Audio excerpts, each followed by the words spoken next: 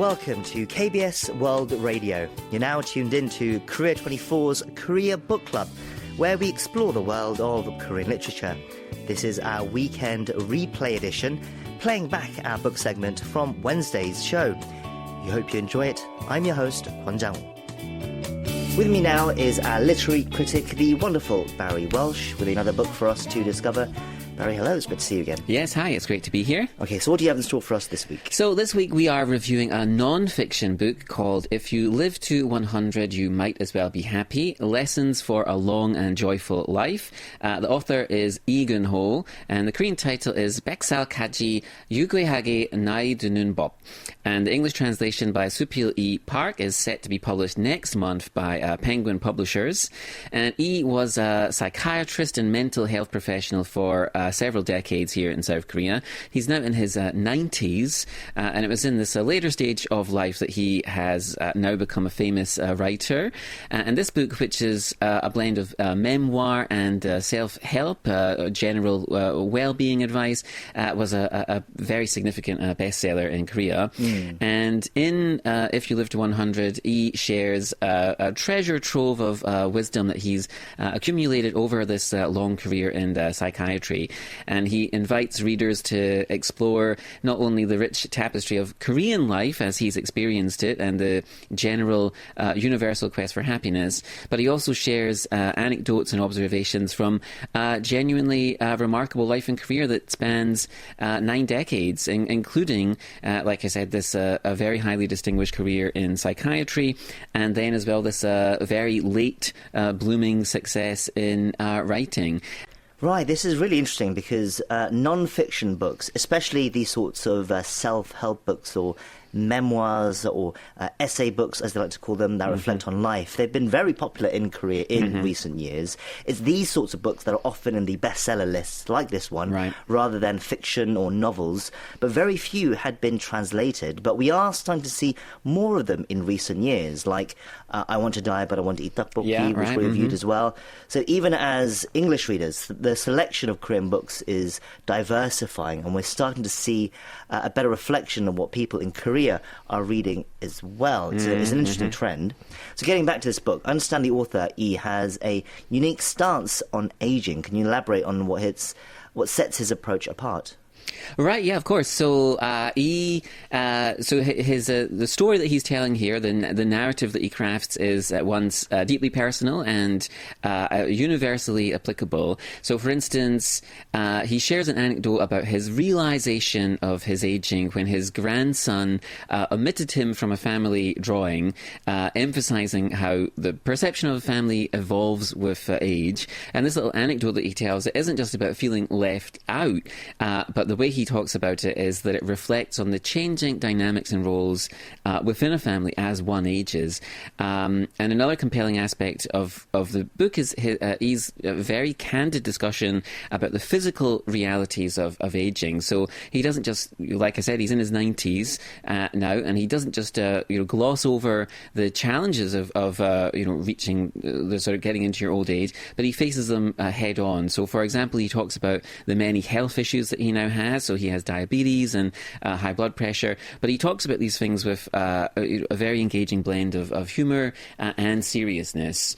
And he describes how these conditions become what he calls his bad-tempered friends, and he talks about them to illustrate the importance of accepting and managing one's health with a positive attitude, even when it's challenging and difficult.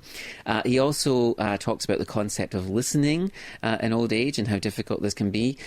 He recounts a moment when he had to be reminded by his children that he was repeating his stories, and sort of uses this anecdote to tell us about the need for self-awareness and just the value of being a good listener as well. And this part of the book isn't just advice, it's a gentle nudge to all of us to embrace humility and the wisdom that comes from listening to other people, especially he highlights the younger generation. Yes, I think that will sound very familiar to a lot of people, that part about repeating stories. I think many of us will have experienced that if we spent any time with elders, but I'm starting to catch myself doing that more and more nowadays as well. And I imagine his background in psychiatry contributes to his writing as well, offering meaningful insights. Right, yeah, and this is a fascinating aspect of the book. So he had a very long career as a psychiatrist, and this is deeply informed his understanding of the psychological aspects of aging. So he talks about he was involved in very innovative work in the field in South Korea. He introduced open ward systems in mental health wards. He introduced what he calls psychodrama in the psychiatric facilities that he worked in, and so he had a very progressive and forward-thinking approach to mental health care when he was in that industry, and this background in that field is very evident when he talks about the mental challenges that he's experienced with aging.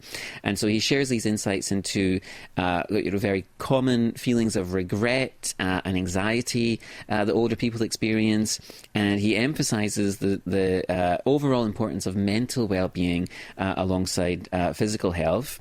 And the approach that he outlines, it's not just about living longer, but living happier with a healthy mind. And then to illustrate the points that he's making, he talks about his own personal journey, and he gives examples of an incident where he had to recover from a fall. He fell down a staircase in his house and banged his head.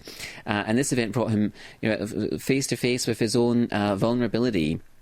And it was an incident that led him to reflect on the impermanence of life, the ever close presence of death.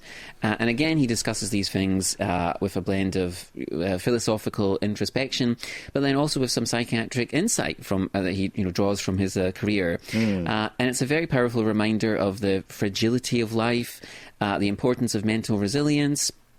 And a very satisfying part of the book is this sort of blend of his psychiatric expertise with these personal anecdotes. And he's very good at making complex concepts relatable and understandable. And I think this sort of blend of these elements makes for a very enriching reading experience. It's not only a guide to aging well, but also an exploration of what it means to live a full life, both mentally and emotionally. Sounds interesting. And his insights about aging come at a time when Korea is dealing with the fact that it's becoming a super-aged society, with the elderly population growing, but so is depression and mental illness among the elderly as well. Right, yeah, so that is a big part of the book. So he does talk about the importance of community, maintaining relationships, and that's one of the more heartwarming aspects of the book. So he emphasizes that aging isn't just a solitary journey that we have to experience alone. It's one that is enriched and supported by our connections with other people, whether they're friends or family members or carers. And so, for instance, he talks about, he shares lots of touching anecdotes about his interactions with his grandchildren, and he uses these stories to sort of show how these intergenerational relationships can bring joy and a sense of continuity. And he also talks about his own parents and how their roles changed within the family when he was a young boy, and how it's different in the modern world. And he also reflects on the moment that he realised his children had become the caregivers, that the roles that they had been reversed. And this shift is portrayed not as a loss or something to mourn, but as just a natural progression of life. Indeed. Once again, it's called If You Live to 100, You Might As Well Be Happy. It's by Rhee Kun-hoo, and it's translated by Sapil E. Park. And that was our pick for Korea Book Club this week. Barry, thank you for that recommendation. We appreciate it as always. Till next time, take care and have a great week. Okay, you too.